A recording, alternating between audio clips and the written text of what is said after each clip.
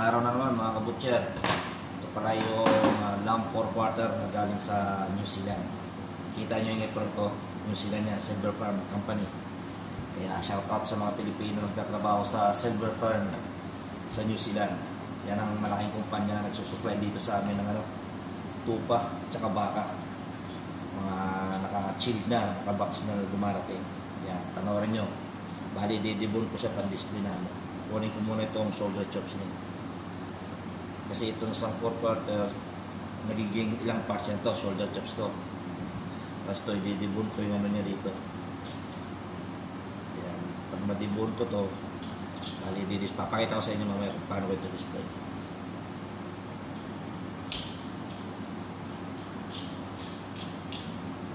Ganito lang ginagawa namin dito mga kabutsa.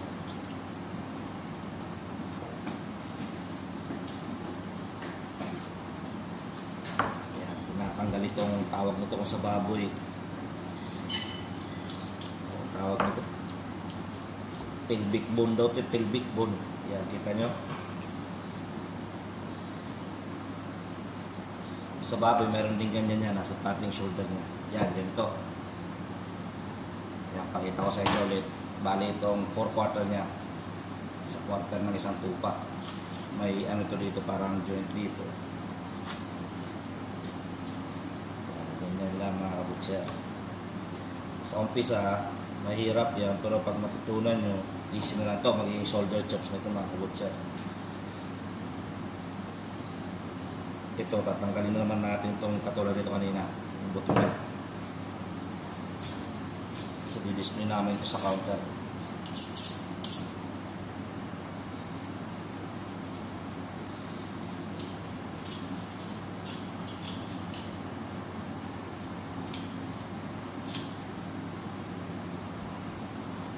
Ganito lang magiging trabaho nyo araw-araw pag nandito kayo mga kabutcher. Lalo pag nasa malaking branch kayo, malaking shop kayo, daming customer doon mga kabutcher. Kaya fast moving kasi ito na karne na ito eh. Bilis kasi malambot sobra. Napakalambot niya ganyan mga kabutcher. Dali mamaya pakitaan kayo kung paano ko ito display. Tapusin ko lang ito lahat. Malianin ito sa isang box. 6 na 4-quarter.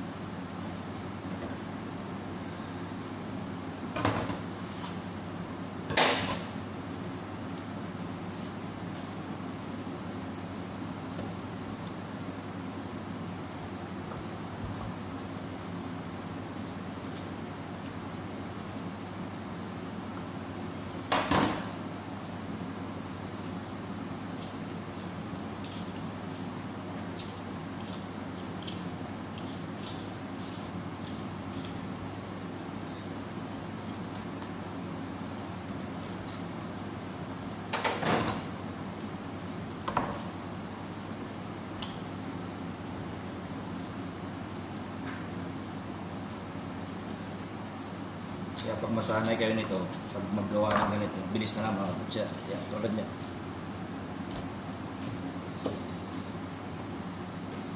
Yan mga kabutcher. Ganito pala ang pag-display niya mga kabutcher. Yan, itong tray. Bali, di-display na ganyan. Kaya, okay. Hanggang dito na lang mga kabutcher. God bless.